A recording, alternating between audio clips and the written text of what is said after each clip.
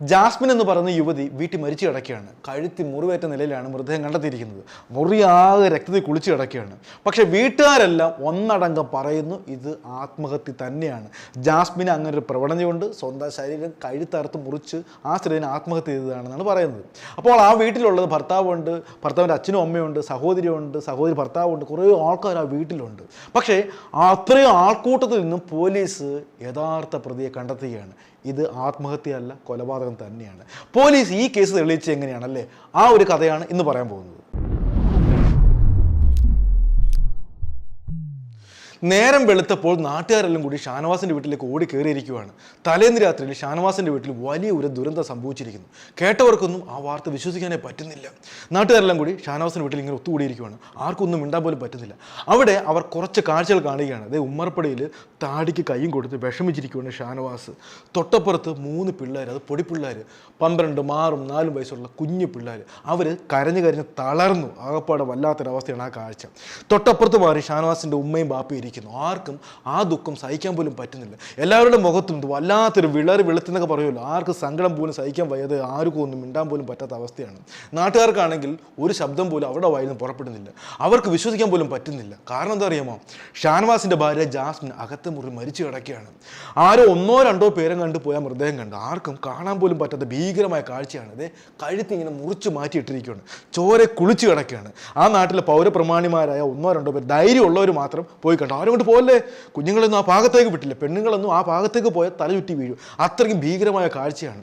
Jasmine ഈ നാട്ടിൽ എല്ലാവർക്കും പ്രിയപ്പെട്ട പെൺകുട്ടിയായിരുന്നു. അങ്ങനെയുള്ള പെൺകുട്ടിയാണ് തലേന്ന് രാത്രിയിൽ ആ കുട്ടിക്ക് എന്തോ സംഭവിച്ചിരിക്കുന്നു. എന്തായാലും പോലീസ് എത്തി ആ മൃതദേഹം പൂർണ്ണമായിട്ടൊന്ന് പരിശോധിക്കുകയാണ്. വെട്ടുകത്തി വെച്ച് വെട്ടി മാറ്റിയ നിലയിലാണ് ആ മൃതശരീരം കാണുന്നത്.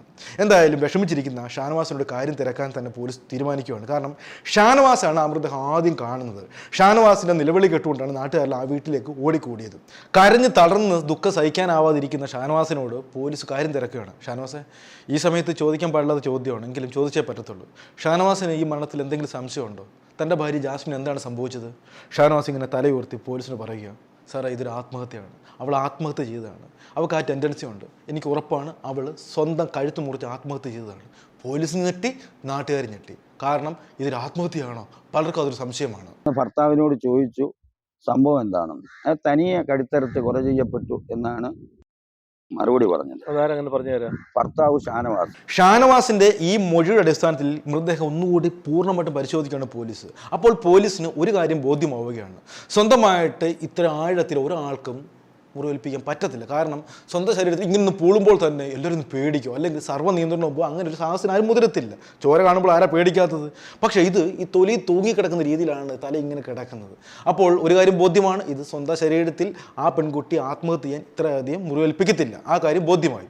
പോലീസ് ആ മൃതദേഹം വിട്ടിട്ട് വീണ്ടും ഷാനവാസിന് ചോദിക്കുകയാണ്, ഷാനവാസെ ഇതൊരു ആത്മഹത്യയല്ല, ഉറപ്പാണ്. വേറെ ആരെങ്കിലും സംശയമുണ്ടോ ഷാനവാസ എന്ന് പോലീസ് ചോദിച്ചു. വീണ്ടും ഈ ഷാനവാസ് പറയുകയാണ്, അങ്ങനെയാണെങ്കിൽ അത് കൊന്നിരിക്കുന്നത് എൻ്റെ അച്ഛൻ തന്നെയാണ്, ഉറപ്പാണ്. എൻ്റെ അപ്പനെ ഈ പണി കാണിക്കത്തുള്ളൂ. കുറച്ച് ദിവസങ്ങളുടെ അച്ഛന് ഈ മാനസിക അസ്വാസ്ഥ്യമുണ്ട്, പിച്ചും പോയൊക്കെ പറഞ്ഞു നടക്കുവാണ്. എൻ്റെ ഭാര്യയോട് അച്ഛന് ഭയങ്കരമായ ദേഷ്യമുണ്ട്, അച്ഛൻ തന്നെയായിരിക്കും രാത്രി ചെയ്തിരിക്കുന്നത്, അത് ഉറപ്പാണ് സാറേ, എൻ്റെ അച്ഛൻ തന്നെയാണ് എൻ്റെ ഭാര്യയെ കൊന്നതെന്നൊക്കെ പറഞ്ഞ് വാവിട്ട് നിലവിളിക്കുകയാണ്. ആരോട്? ഈ ഷാനവാസ്. ഭർത്താവിനെ സംശയം ചെയ്ത് ചോദിച്ചപ്പോൾ ഭർത്താവ് ഉടൻ തന്നെ അത് അച്ഛനായിരിക്കും ചെയ്യുന്നത്, അച്ഛൻ്റെ ഇങ്ങനെ ഫോബിയ ഉള്ള ആളാണ്, അച്ഛൻ അതിൻ്റെ മൂർധന്യമെല്ലാം ചെയ്തായിരിക്കും എന്നൊക്കെ പറയുകയും കൂടി ചെയ്തു. അപ്പോൾ സംശയപരമായിട്ട് അയാളെ കൂട്ടിക്കൊണ്ടുവന്നു. ഈ വീട്ടിലെ കാര്യം നാട്ടുകാർക്കല്ല ഏകദേശം അറിയാം. കാരണം എന്താ അറിയാമോ, എന്നും രാത്രി വഴക്കാണ്. ഈ വീട്ടിൽ താമസിക്കുന്ന ഷാനവാസ്, ഭാര്യ ജാസ്മിൻ, 3 മക്കൾ, ഷാനവാസിൻ്റെ അച്ഛൻ, അമ്മ, പിന്നെ ഒരു സഹോദരിയുണ്ട്. പോലീസിന് ഏകദേശം ഒരു രൂപരേഖ കിട്ടുകയാണ്. ഈ വീട്ടിൽ ആർക്കോ കൃത്യമായിട്ടും ഈ മരണത്തിൽ പങ്കുണ്ട്, അത് ഏകദേശം ഉറപ്പാണ്. പക്ഷെ ആരാണ് ചെയ്തിരിക്കുന്നതെന്നുള്ള തെളിവൊന്നും കിട്ടിയിട്ടില്ല. ഇനി ഈ ജാസ്മിൻ്റെ കഥ പറയാം. ജാസ്മിൻ ഈ വീട്ടിലെ ഒരു കരട് തന്നെയാണ്. കാരണം എന്താണെന്ന് അറിയാമോ, അവൾ എല്ലാം മുറിയെ പണിയെടുക്കും, ആരോടും ഒരു പരാതിയില്ല, പരിഭവമില്ല, ഒന്നുമില്ല. അറിഞ്ഞ് കണ്ട് എല്ലാ ജോലിയും ചെയ്യും. തൊട്ടപ്പുറത്ത് അമ്മായിമ്മയും ഈ പറഞ്ഞ നാത്തൂനൊക്കെ കാലിൻ്റെ പുറത്ത് കാലൊക്കെ കയറ്റി വെക്കുമ്പോൾ ഇവൾ അതൊന്നും പരാതിക്ക് വക വയ്ക്കാതെ മുറി തൂത്ത് വൃത്തിയാക്കുന്നു, അടുക്കളയിലെ കാര്യം നോക്കുന്നു, 3 മക്കളെ വളർത്തുന്നു, ഭർത്താവിന് ആഹാരം കൊടുക്കുന്നു, എല്ലാ ജോലിയും കൃത്യമായിട്ട് കണ്ടറിഞ്ഞ് ചെയ്യുന്ന മിടുക്കിയായ ഒരു പെണ്ണാണ്. ഒരു പരാതി പോലും ആരോടൊന്നും പറയത്തില്ല. എന്തെങ്കിലും പറയുവാണെങ്കിൽ ഒരു തളർന്ന ചിരിയോടെ അവളത് കേൾക്കും. പക്ഷേ പരാതിയായിട്ടൊന്നുമല്ല കേട്ടോ. പലരും പറയാറുണ്ട്, കിട്ടുവാണെങ്കിൽ ജാസ്മിനെ പോലെ മിടുക്കിയായിട്ടൊരു പെണ്ണിനെ കിട്ടണമെന്ന് ആ നാട്ടുകാരെല്ലാം പറയും. അത്രയ്ക്ക് മിടുമിടുക്കിയ ഒരു പെണ്ണാണ് ഈ ജാസ്മിൻ. ഈ പെൺകുട്ടി പൊതുവെ ആളുകൾക്കെല്ലാം പൊതുജനത്തെല്ലാം ഇഷ്ടമാണ്. അങ്ങനെ ഒച്ചയും ബഹളം ഉണ്ടാക്കുന്നതല്ല, കഠിനാധ്വാനമായിട്ടുള്ള സ്ത്രീയാണ്. രാവിലെ വീട്ടു ജോലികൾ ചെയ്യും, ഉച്ചയ്ക്ക് ഭക്ഷണം ഒരുക്കിക്കൊണ്ട് ബേക്കറിലേക്ക് പോകും. പിന്നെ ബേക്കറിലെ ജോലി മൊത്തം ചെയ്യുന്നത് ഈ പെൺകുട്ടിയാണ്. ജമാലുവിൻ്റെയും ഐഷയുടെയും ഒറ്റ മകളാണ് ഈ ജാസ്മിന്. പൊന്നുപോലെ വളർത്തി നല്ല സ്ത്രീധനമൊക്കെ കൊടുത്താണ് ഈ ഷാനവാസിൻ്റെ കയ്യിൽ ഏൽപ്പിച്ചു കൊടുത്തത്. പക്ഷേ എന്ത് ചെയ്യാനാ, ഷാനവാസിൻ്റെ വീട്ടിൽ കയറിയത് മുതൽ സ്ത്രീധനം മുഴുവൻ ഇങ്ങനെ പല വിധത്തിൽ ചിലവഴിക്കുകയാണ്. അതിലൊന്നും ഒരു പരാതി പോലും പറയുന്നത്. സാധാരണ പെൺകുട്ടികളാണെങ്കിൽ മുഖം വീർപ്പിച്ചൊക്കെ ഇരിക്കും. എൻ്റെ പൈസ അങ്ങോട്ട് ചിലവാക്കുന്നതിന് എനിക്കുള്ള പൈസയിൽ അപ്പനും അമ്മയും തന്നേന്നൊക്കെ പറഞ്ഞ് ഇങ്ങനെ പെൺകുട്ടികൾ മുഖം വീർപ്പിച്ചിരിക്കുന്നത് പതിവാണ്. പക്ഷേ ഈ ജാസ്മിൻ അങ്ങനെയൊന്നും പരാതിയില്ല. അങ്ങനെ ആ പൈസ ഉപയോഗിച്ച് തലച്ചിറയിൽ ഒരു വലിയ ബേക്കറിയൊക്കെ തുടങ്ങി. നല്ല കണ്ണായ സ്ഥലത്ത് കച്ചവടമൊക്കെ ഇഷ്ടം പോലുണ്ട്. അത് ആരുടെ പൈസയാണ്? നമ്മുടെ ജാസ്മിൻ്റെ പൈസയാണ്. അങ്ങനെ ഈ സ്ത്രീധനം മുഴുവൻ പല വിധത്തിൽ ഭർത്തൃ വീട്ടുകാരിങ്ങനെ ദുരുപയോഗപ്പെടുത്തുകയാണ്. ജാസ്മിനും ഷാജഹാനും അങ്ങനെ 3 മക്കൾ ജനിച്ചു, 2 ആണും 1 പെണ്ണും. പക്ഷേ ഇത്രയൊക്കെ ഉണ്ടായിട്ടെന്താ, സമാധാനം എന്നേക്കുമായിട്ട് അവരുടെ ജീവിതത്തിൽ എവിടെയോ പറന്നു പോയിരിക്കുകയാണ്. അമ്മായിമ്മയും മരുമോളും തമ്മിൽ ചേരുന്നില്ല, ഈ ജാസ്മിനും നാത്തൂനും തമ്മിൽ ചേരുന്നില്ല, ഭാര്യയും ഭർത്താവും തമ്മിൽ ചേരുന്നില്ല. എന്നും വഴക്കോട് വഴക്കാണ്. ഇത് നാട്ടുകാർക്കെല്ലാം അറിയാവുന്ന കാര്യമാണ്. എന്നും വഴക്കായതുകൊണ്ട് നാട്ടുകാരും അതത്ര കാര്യമായിട്ട് നോക്കുന്നില്ല. അവരുടെ പാടായി എന്നുള്ള ചിന്താഗതിയാണ് ഇപ്പോൾ നാട്ടുകാർക്ക്. കൊല്ലപ്പെട്ട ജാസ്മിൻ്റെ പേരിലും ഷാനവാസിൻ്റെ പേരിലും കൂടി ജാസ്മിൻ്റെ വീട്ടിൽ നിന്ന് പൈസ കൊണ്ടുവന്ന് കോട്ടവട്ടത്ത് കുറച്ച് വസ്തു വാങ്ങിയിട്ടുണ്ട്. അത് വിൽക്കണമെന്ന് നിരന്തരമായി ഇയാൾ ആവശ്യപ്പെടാറുണ്ട്. അപ്പോൾ ഈ വസ്തു വിൽപ്പന, സമ്പത്ത്, ഇതൊക്കെയാണ് ഇതിൻ്റെ യഥാർത്ഥ അടിസ്ഥാന കാരണങ്ങൾ എന്നാണ് നമുക്ക് ബോധ്യമാവുന്നത്. ഈ ജാസ്മിൻ്റെ സ്ത്രീധനത്തെ ചൊല്ലിയാണ് എന്നും ഈ ഭാര്യയും ഭർത്താവും തമ്മിൽ വഴക്കുണ്ടാക്കുന്നത്. പല രീതിയിലൊക്കെ വിനിയോഗിച്ച് തനിക്കത് ഗുണകരമായിട്ട് മാറുന്നില്ല എന്നുള്ള ചിന്തയാണ് ഈ ജാസ്മിനെ അലട്ടുന്നത്. ഇതിനിടയ്ക്ക് തലച്ചിറയിലെ ബേക്കറിയിൽ ഇവൾ നന്നായിട്ട് പണിയെടുക്കുന്നുണ്ട്. രാത്രിയും പകലും ഒന്നും ഇല്ലാതെ ഇങ്ങനെ പണിയെടുക്കുന്നുണ്ട്. പക്ഷേ അവിടെ ഒരു പണിയും ചെയ്ത് മാറിയിരിക്കുവാണ് അമ്മായിമ്മയൊക്കെ. അതിലൊന്നും നമുക്ക് യാതൊരു പരാതിയില്ല. പക്ഷേ വൈകുന്നേരം പൈസ എണ്ണുമ്പോൾ 10 പൈസ പണപ്പെട്ടിയിലില്ല. അമ്മായിമ്മയും കുറച്ച് വാരിക്കൊണ്ടുപോകും, നാത്തൂനും വാരിക്കൊണ്ടുപോകും, ഭർത്താവും വാരിക്കൊണ്ടുപോകും. അവസാനം ഈ പെങ്കൊച്ചിന് 10 പൈസ എടുക്കാനില്ല. അവക്കാണെങ്കിൽ ദുഃഖം സഹിക്കാൻ പോലും പറ്റുന്നില്ല. കാരണം ഇത്രത്തോളം കഠിനപ്രയത്നം ചെയ്തിട്ട് തനിക്ക് 10 പൈസ വിനിയോഗിക്കാൻ പറ്റുന്നില്ല. മക്കളെ വളർത്തണം, കുടുംബം നോക്കണം, അങ്ങനെയുള്ള ഒരുപാട് വേവലാതി ഇവിടെ അലട്ടുകയാണ്. ഒരു ഘട്ടത്തിൽ ജാസ്മിൻ പൊട്ടിത്തെറിക്കുവാണ്. നിങ്ങൾ എന്തൊരു മനുഷ്യൻ, നിങ്ങൾ എൻ്റെ കൂടെ നിൽക്കുവാണോ, അമ്മായിമ്മയുടെ കൂടെ നിൽക്കുവാണോ, നിങ്ങൾ എൻ്റെ കാര്യം നോക്കുന്നുണ്ട്, കുടുംബം നോക്കണ്ടോ, നിങ്ങളുടെ ആണോ എന്നൊക്കെ പറഞ്ഞ് ഇങ്ങനെ പൊട്ടിത്തെറിക്കുവാണ്. അങ്ങനെ ഭാര്യയും ഭർത്താവും തമ്മിൽ നല്ല ഊശിരം വഴക്ക് തുടങ്ങിയിരിക്കുകയാണ്. കഴിഞ്ഞ ഈ സംഭവം ഉണ്ടാകുന്ന ദിവസം അമ്മായിയമ്മയും മരുമകളും തമ്മിൽ എന്തോ ഒരു ചെറിയ വിഷയങ്ങളുണ്ടായിരുന്നു. അതിൻ്റെ ഫലമായിട്ട് ഈ സ്ഥാപനത്തിന്, ഈ ബേക്കറിക്ക് പുറകിൽ കൊണ്ടുവന്ന് ഈ ജാസ്മിനെ ഉപദ്രവിച്ചു, ഷാനവാസ് ഉപദ്രവിച്ചു. സാധാരണയായിട്ട് ഭാര്യയ്ക്കൊരു വിഷയം വരുമ്പോൾ ആരാണ് കൂടെ നിൽക്കേണ്ടത്? നിങ്ങൾ പറ. ഭർത്താവ് തന്നെയല്ല. പക്ഷേ ഭർത്താവ് ഒരിക്കൽ പോലും ഈ സ്ത്രീയെ സംരക്ഷിക്കുന്നില്ല. കുറ്റപ്പെടുത്തൽ മാത്രമാണ് മിച്ചമുള്ളത്. കുട്ടികളുടെ കാര്യം നോക്കുന്നില്ല, വീട്ടുകാരും ഒന്നും നോക്കാതെ ഇങ്ങനെ അലസമായിട്ട് ജീവിക്കുവാണ് ഷാനവാസ്. പക്ഷെ എന്തായാലും ഇവർക്ക് ആകെപ്പാടെ സങ്കടമായി. എല്ലാം പോയി, ജീവിതം പോയി, സ്ത്രീധനം പോയി, അങ്ങനെയുള്ള മാനസികമായിട്ട് ആകെ തകർന്ന് തരിപ്പണമായിട്ടിരിക്കുകയാണ് ഇപ്പോൾ നമ്മുടെ ജാസ്മിൻ. എന്നാൽ ഇവിടെ ജീവിക്കാൻ പറ്റുന്ന കണ്ടീഷനല്ല, വല്ലാത്തൊരു പ്രയാസമാണ്. അപ്പോഴത്തേക്ക് ഇവിടെ ആരും കഥ തുറന്നപ്പം ഇത് പെട്ടെന്ന് ഇത്രയും പറഞ്ഞിട്ടങ്ങ് പോയി. അങ്ങനെ എല്ലാ വിധത്തിലും താളം തെറ്റിയ ഒരു വീടാണ് ഈ ഷാനവാസിൻ്റെ വീട്. ഇനി നമുക്ക് കഥയിലേക്ക് തിരിച്ചു വരാം. ഇപ്പോൾ ജാസ്മിൻ മരിച്ചു കിടക്കുകയാണ്. ഈ വീട്ടിലെ ആരോ ആണ് കൊന്നിരിക്കുന്നത്. ഒന്നുകിൽ ഈ പറഞ്ഞ ഷാനവാസിൻ്റെ അച്ഛനാവാം, അമ്മയാവാം, അല്ലെങ്കിൽ നാത്തൂനാവാം, അല്ലെങ്കിൽ ഷാനവാസ് ആയിരിക്കും. പോലീസ് ഇതിനിടയ്ക്ക് ആ വീട്ടിൽ നിന്നും ആ കത്തി കണ്ടെത്തുകയാണ്. ഈ ജാസ്മിനെ കൊല്ലാൻ ഉപയോഗിച്ച ആ വെട്ടുകത്തി നല്ല തേച്ചും എനിക്ക് കഴുകി വൃത്തിയാക്കി മാറ്റി വെച്ചിരിക്കുകയാണ്. ഒന്നുകൂടി ഉറപ്പിച്ചു, ഈ വീട്ടിൽ ആരോ ആണ് കൊന്നിരിക്കുന്നത്. വെളിയിൽ നിന്നും ആരും വരാൻ സാധ്യതയില്ല. പക്ഷെ ആരായിരിക്കും? അങ്ങനെ അന്വേഷണം ഇങ്ങനെ മുന്നോട്ട് പോകുമ്പോഴാണ് ആ നിർണായകമായിട്ടുള്ള തെളിവ് പോലീസിന് കിട്ടുന്നത്. കേസിലെ നിർണായകമായിട്ടുള്ളൊരു മൊഴി, അതായത് ഈ കൊലപാതകിയെ കണ്ട ഒരാളെ പോലീസ് കണ്ടെത്തുകയാണ്. ആ വീട്ടിൽ ഒരാൾ ഈ കൊലപാതകിയെ കണ്ടെത്തിയിരിക്കുകയാണ്. അതാരാണെന്നറിയാമോ? ഷാനവാസിൻ്റെ 4 വയസ്സുള്ള ആ കുഞ്ഞ് ആ കൊലപാതകയെ കണ്ടു. അയാളെ കത്തിയെടുത്ത് വെട്ടുന്ന സമയത്ത് ഇതൊന്നും ആരും അറിയുന്നില്ല. ഒരു ഞരക്കം പോലും കേട്ടില്ല. ഒരു മൽപ്പിടുത്തം അവിടെ ഉണ്ടായില്ല. ഉണ്ടെങ്കിൽ അവരറിയുമായിരുന്നു. ഇത് കഴിഞ്ഞ് ഇയാൾ വാഷ് ചെയ്തിട്ട് പോയി കടന്നപ്പോൾ എപ്പോഴോ ഈ കുട്ടി എങ്ങനെയോ ഉണർന്നു പോരാ.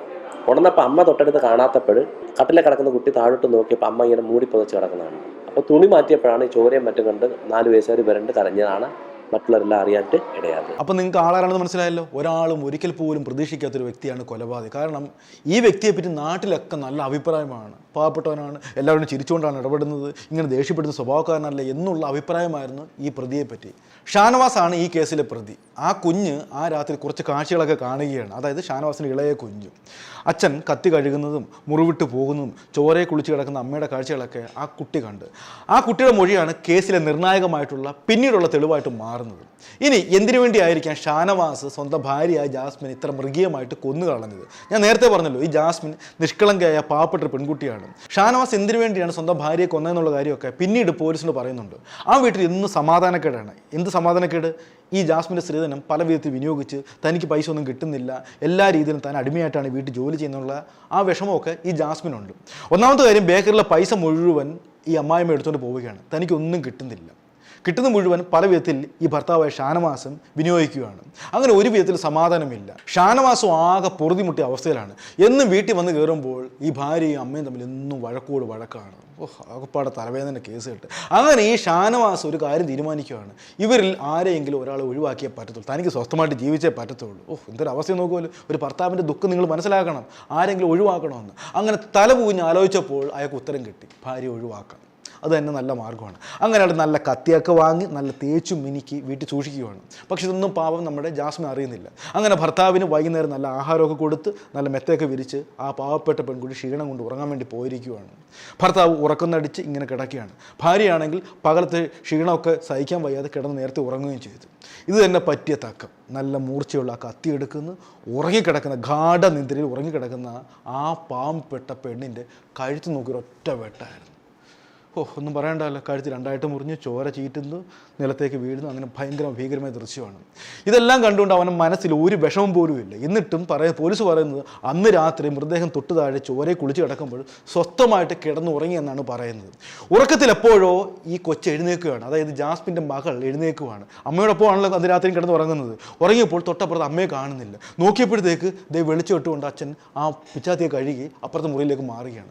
അതാണ് പിന്നീട് ഈ കേസിന് നിർണായകമായിട്ടുള്ള തെളിവായിട്ട് മാറുന്നത്. എന്തായാലും ഭർത്താവായ ഷാനവാസിന് ഭയങ്കര സന്തോഷമായി. തനിക്ക് തീരാ തലവേദനയായിട്ട് മാറിയ ആ ശല്യത്തെ എന്നേക്കുമായിട്ട് തൻ്റെ ജീവിതത്തിൽ തുടച്ചു മാറ്റി. ആ സന്തോഷത്തോടെ അന്ന് രാത്രി സുഖമായിട്ട് ഈ ഷാനവാസ് കിടന്നുറങ്ങി. ഒന്നെങ്കിൽ അമ്മയും പെങ്ങളെയും തള്ളിക്കളയണം, ഇല്ലെങ്കിൽ ഭാര്യ പറഞ്ഞ കൂട്ടി നിൽക്കണം. മൂന്നേരെ തള്ളിക്കളയാനൊക്കാത്ത അവസ്ഥയിൽ അയാളുടെ അടുത്ത് ഒരു തീരുമാനമായിരിക്കും. ഇനി നിങ്ങളൊന്ന് ചിന്തിച്ച് നോക്കിയേ, ഈ ഒരു നിസ്സാര കാര്യത്തിന് ഒരു പാവപ്പെട്ട പെൺകുട്ടിയെ സ്വന്തം ഭർത്താവ് ഇത്ര മൃഗീയമ വിധത്തിൽ കൊല്ലാൻ പറ്റുമോ? 3 കുഞ്ഞുങ്ങളുണ്ട്. അവരെ പോലും ഓർക്കാതെ അവരുടെ അമ്മയെ ഒരാൾക്ക് കൊല്ലണമെങ്കിൽ അത്രത്തോളം അയാളുടെ മനസ്സിൽ എന്തോ ഒരു വൈരാഗ്യം ഉണ്ടായിരിക്കും അല്ലേ? ഉറപ്പായിട്ടും ഉണ്ടായിരിക്കുമല്ലോ. ഇതൊരു കാരണമാണ് നിങ്ങൾ വിചാരിക്കുന്നുണ്ടോ? ഇതിൻ്റെ പിറകിൽ മറ്റൊരു വലിയ കാരണമുണ്ടെന്നാണ് ആ നാട്ടുകാരെല്ലാം ഇപ്പോൾ വിചാരിക്കുന്നത്. ആ കാരണം എന്താണെന്ന് അറിയാമോ? ഒന്ന് കേട്ടു നോക്കിയേ. ചില സംശയകരമായ സാഹചര്യങ്ങളൊക്കെ ഭാര്യയ്ക്ക് ഈ ഇവരുടെ പെരുമാറ്റത്തിൽ ഉണ്ടായിട്ടുണ്ട്. അന്നൊക്കെ ഈ വഴക്കുകൾ ഉണ്ടായിട്ടുണ്ട്. പല ഘട്ടങ്ങളിൽ എന്ത് സംശയം? പെങ്ങളെയും ആങ്ങളെയും തമ്മിലൊക്കെ സംശയങ്ങൾ ഉണ്ടായിട്ടുണ്ട്. 2015 ഷാനവാസ് സ്വന്തം ഭാര്യയായിട്ടുള്ള ജാസ്മിനെ ഇത്ര മൃഗീയ വിധത്തിൽ കൊന്നുകളഞ്ഞത്. പക്ഷേ ശിക്ഷ കിട്ടിയിരിക്കുന്ന കുറച്ച് ദിവസങ്ങൾക്ക് മുമ്പ് മാത്രമാണ്. ഈ കേസിൽ ജീവപര്യന്ത ശിക്ഷയാണ് ഷാനവാസിന് കിട്ടിയിരിക്കുന്നത്. അക്ഷരാർത്ഥത്തിൽ പെരുവഴിയിലായത് ആ പാവം 3 കുഞ്ഞുങ്ങളാണ്. അവർക്ക് ആരെയൊക്കെ നഷ്ടപ്പെട്ടു? അച്ഛനും പോയി, അമ്മയും പോയി. ഈ ഷാനവാസ് ചെയ്തത് എന്തുമാത്രം മൃഗീയമായിട്ട് പ്രവൃത്തിയാണ്. അയാൾക്ക് ഭാര്യ വേണോ അമ്മയെ വേണോ? ഈ ഒരു ദുഷ്ട ചിന്താഗതിയിൽ നിന്നുമാണ് ഇങ്ങനൊരു ക്രൈം ചെയ്യാൻ അയാളെ പ്രേരിപ്പിച്ചത്. യഥാർത്ഥത്തിൽ ബുദ്ധി ഉള്ളവനാണെങ്കിൽ ഭാര്യയ്ക്ക് ഭാര്യയുടെ സ്നേഹവും അമ്മയ്ക്ക് അമ്മയുടെ സ്നേഹവും കൊടുത്ത് നന്നായിട്ട് ആ കുടുംബം മുന്നോട്ട് കൊണ്ടുപോയേനെ. പിള്ളേർക്ക് അച്ഛനെയും കിട്ടിയേനെ, അമ്മയും കിട്ടിയേനെ. പല ഭർത്താക്കന്മാരും ചെയ്യുന്ന നേരെ തിരിച്ചാണ്. ഭാര്യയ്ക്ക് കുറച്ച് സ്നേഹം കൊടുക്കും, അമ്മയ്ക്ക് മറ്റു ബന്ധങ്ങൾക്കും കൂടുതൽ സ്നേഹം കൊടുക്കും. കല്യാണം കഴിഞ്ഞു കഴിഞ്ഞാൽ പുരുഷന്മാർ ഏറ്റവും കൂടുതൽ സ്നേഹം കാണിക്കേണ്ടതും പരിഗണന കൊടുക്കേണ്ടതും വിധേയത്വം പുലർത്തേണ്ടതും ആരോടാണെന്ന് അറിയാമോ? സ്വന്തം ഭാര്യയോട് തന്നെ ആയിരിക്കണം. ബൈബിളിൽ തന്നെ അതിന് വ്യക്തമായിട്ടൊരു വചനം തന്നെയുണ്ട്. എല്ലാ ബന്ധങ്ങളെയും വിട്ട് നിന്റെ ഭാര്യയോട് പറ്റിച്ചേരുക എന്ന് പറഞ്ഞാൽ എന്താ? കൂടുതൽ സ്നേഹം കൊടുക്കുക, പരിഗണന കൊടുക്കുക. അങ്ങനെയുള്ള കുടുംബങ്ങൾ നന്നായിട്ട് തന്നെ മുന്നോട്ട് പോകും. അല്ലാതെ വ്യക്തിത്വമില്ലാതെ ഇത്തരത്തിലുള്ള വൃത്തികെട്ട പ്രവൃത്തി ചെയ്ത് ആരും സ്വന്തം ജീവിതം കളയില്ലെന്ന് മാത്രം പറഞ്ഞുകൊണ്ട് ഇന്നത്തെ എപ്പിസോഡ് നിർത്തുന്നു. നന്ദി, നമസ്കാരം.